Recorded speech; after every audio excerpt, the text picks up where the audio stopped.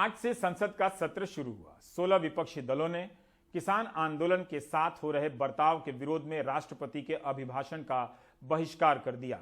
संसदीय कार्य मंत्री की अपील भी ठुकरा दी कि अभिभाषण को सुनने आ जाएं। आज आम आदमी पार्टी के नेता संजय सिंह ने किसानों के खिलाफ हो रहे एक्शन को लेकर संसद के भीतर नारे लगाए। अकाली दल के नेता सुखबीर बादल भी कृषि कानूनों के विरोध में पोस्टर लेकर आए थे। बजट सत्र शुरू होने से पहले ही प्रधानमंत्री नरेंद्र मोदी ने संकेत दिया कि बजट से क्या उम्मीद करें। 2020 एक प्रकार से लगातार मिनी बजट का सिलसिला चलता रहा और इसलिए ये बजट भी उन 4-5 बजट की श्रृंखला में ही देखा जाएगा, ये मुझे पूरा विश्वास है। लेकिन एक संकेत विपक्ष ने भी दे दिया। कृषि कानूनों के मसले पर राष्ट्रपति के अभिभाषण का बहिष्कार किया। राष्ट्रपति जी का अभिभाषण बायकॉट करना मतलब राष्ट्रपति जी की अपमान भी नहीं। ये हिंदुस्तान के किसान के साथ हम कंधे में कंधे मिलाकर खड़ा होकर ये मांग कर रहे हैं, दावा कर रहे हैं कि किसान विरोधी, खेती विरोधी एक कानून को वापस लिया जाए।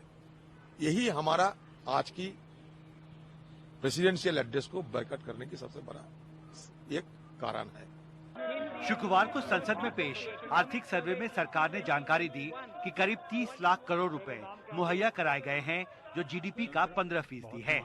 लेकिन कोविड से पहले अर्थव्यवस्था जहां थी, वहां पहुंचने में 2 साल तक लग सकते हैं। आर्थिक सर्वे के मुताबिक इस साल अर्थव्यवस्था के 7.7% तक सिकुड़ने का अनुमान है। अगले साल बेशक 11% की विकास दर हो सकती है। इसकी एक वजह यह भी है कि मौजूदा साल लो बेस वाला साल होगा और अगले 2 साल 6.5% और 7% तक की विकास दर हासिल हो सकती है। सर्वे के मुताबिक ये सावधानी भरा एहतियात है, जिसमें और आगे जाने की संभावना है।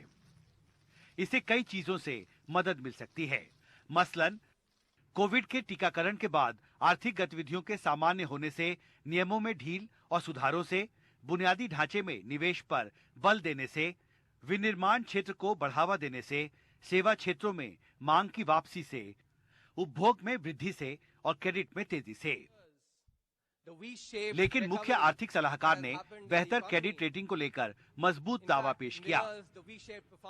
कहा कि भारत और चीन ही वो देश हैं जिन्हें AAA रेटिंग नहीं मिली है, जबकि भारत दुनिया की 5वीं सबसे बड़ी अर्थव्यवस्था है। If you look at the 5th largest economy across time, दुनिया की 5वीं सबसे बड़ी अर्थव्यवस्था को AAA रेटिंग मिलती रही है, लेकिन जब भारत और चीन जैसे देश आगे आए और 5वें स्थान पर पहुंचे, तो रेटिंग AAA से नीचे कर दी गई। that the rating actually became lower than AAA. वैसे सर्वे में सरकार ने कृषि विकास का रोड मैप पेश करते हुए बताया कि उसकी नजर कृषि सुधारों पर भी है। राष्ट्रपति ने भी अपने अभिभाषण में इस पर विस्तार से चर्चा की। 3 महत्वपूर्ण कृषि सुधार, कृषक उपज व्यापार और कृषक संवर्धन और सरलीकरण विधेयक, कृषि सशक्तिकरण और संरक्षण, कीमत आश्वासन और कृषि सेवा करार विधेयक और आवश्यक वस्तु संशोधन विधेयक पारित किए हैं। इन कृषि सुधारों का सबसे बड़ा लाभ भी 10 करोड़ से अधिक छोटे किसानों को तुरंत मिलना शुरू हुआ। मेरी सरकार उच्चतम न्यायालय के निर्णय का पूरा सम्मान करते हुए उसका पालन करेगी। राष्ट्रपति के अभिभाषण और इस साल के आर्थिक सर्वे के जरिए मोदी सरकार ने ये साफ संदेश दिया है कि विरोध और सवालों के बावजूद वो अपने कृषि सुधार के एजेंडे को आगे बढ़ाने का फैसला कर चुकी है। लेकिन जिस तरह से नए कृषि कानूनों के खिलाफ किसानों का आंदोलन तेज हो रहा है और सवाल बड़े हो रहे हैं, उससे साफ है कि सरकार के लिए इस दिशा में आगे बढ़ना एक मुश्किल चुनौती साबित हो सकता है। दिल्ली से शशिकांत झा के साथ हिमांशु शेखर, NDTV इंडिया।